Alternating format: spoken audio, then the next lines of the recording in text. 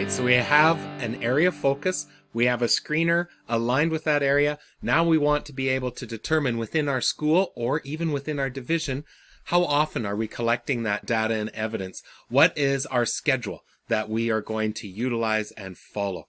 So typically with a screener, we want to be able to administer that anywhere from 1 to 4 times during the school year to be able to just continue to indicate who should we be focusing in on, where are we seeing growth, where are we seeing students stall or even possibly regress.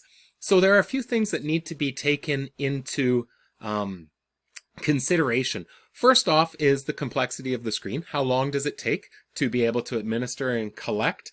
How valid is that information for us? We certainly don't want to be in a place where the assessments are taking so long to administer and then collect that we are really digging into valuable response time. However, we know that our response can be unfocused if we don't have assessment data and evidence that is really working to guide our next steps and responses.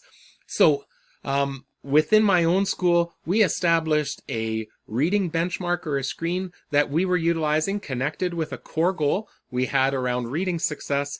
We were doing that 3 times during the year. In subsequent years, we even made it that during the second time, teachers could opt a student out of that if they understood and had a really strong assertion that the student was performing at or above our expected targets at that point.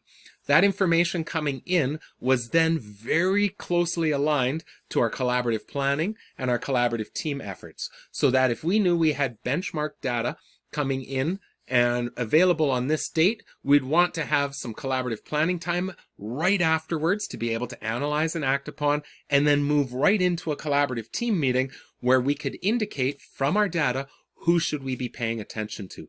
Now, we have seen school divisions that have gone and laid out these clear parameters for scheduling in relation to some of their key screening resources. You'll see in the planning organizer, as well as down in the description for this video, links to some samples so that you can see how some different schools are collecting that information and then aligning it with their collaborative structures and processes, specifically collaborative planning and collaborative team meetings.